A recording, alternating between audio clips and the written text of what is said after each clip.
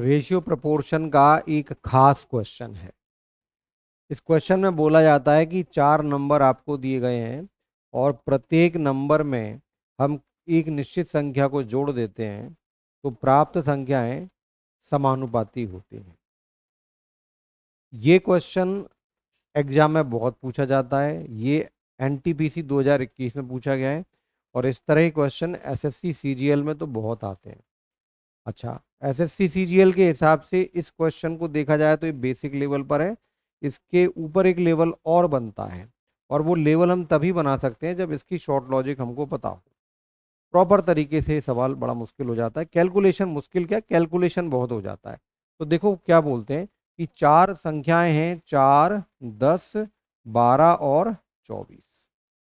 इन संख्याओं में एक निश्चित संख्या जोड़ते हो, मान लो वो x है, तो संख्याएं क्या हो जाएंगी, 4x, 10x, 12x और 24x। और जो परिणाम हमको मिलते हैं वो समानुपाती होते हैं। तो उसको कैसे लिखेंगे, 4+x पहली संख्या और दूसरी संख्या 10+x। ये किसके बराबर होगी, 12+x और बटे 24+x। यानी पहली संख्या और दूसरी संख्या का जो अनुपात है वही तीसरी और चौथी का भी होना चाहिए। समानुपाती का मतलब तो यही होता है।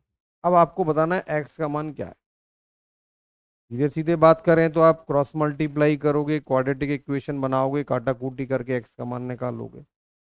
फिर कुछ समझदार लोग कहेंगे कि काहे के लिए परेशान होते हैं, ऑप्शन से चले जाओ, ऑप्शन से भी बना सकते हो। लेकिन मैं फिर आपसे कह रहा हूँ कि भैया अब सवाल इसके और ऊपर के लेवल के आने लगे हैं। मतलब उस सवाल में इसको तो सॉल्व करना ही पड़ेगा, बाकी फिर आगे भी कुछ कैलकुलेशन होगा, वहाँ ऑप्शन से आप बना नहीं पाओगे क्योंकि एक्स का मान नहीं पूछेंगे और आगे की कोई चीज़ पूछेंगे।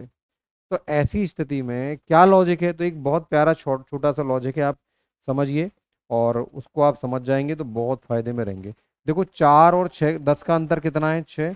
यहाँ 12 और 24 का अंतर कितना है, 12। बस इतना देखना है। 4 और 10 का अंतर कितना है, 6। 12 और 24 का अंतर कितना है, 6। ये यहाँ समझ लो, 4 और 10 का अंतर कितना है, 6 और 12 24 का अंतर कितना है, 12। तो इस 6 का गुणा किस में करोगे आप, इस वाले 12+x में। तो हम लिखेंगे 6 × 12+x बराबर इस वाले 12 का गुणा किस में करेंगे, 4+x में। तो ये हो जाएगा 12 × 4+x। बस ये याद करना है आपको, है ना। इस 6 का गुणा किस में करेंगे, 12+x में। इस 12 का गुणा किस में करेंगे, 4+x में। उल्टा गुणा कर देते हैं। अब आप देखो काटोगे तो कितना होगा, 6 कम 6, 6 दूनी 12। तो ये बचा 12+x बराबर 4 दूनी 8 + 2x। तो भैया x जाएगा, 2x में से घटेगा x बचेगा, 8 जाएगा 12 में से घटेगा तो 4 बचेगा। तो आंसर हो गया आपका 4। है ना बहुत जल्दी बनने वाला ट्रिक इसका। चलिए, तो वीडियो जरूर आपको अच्छा लगा ही होगा। अच्छा लगा है तो लाइक भी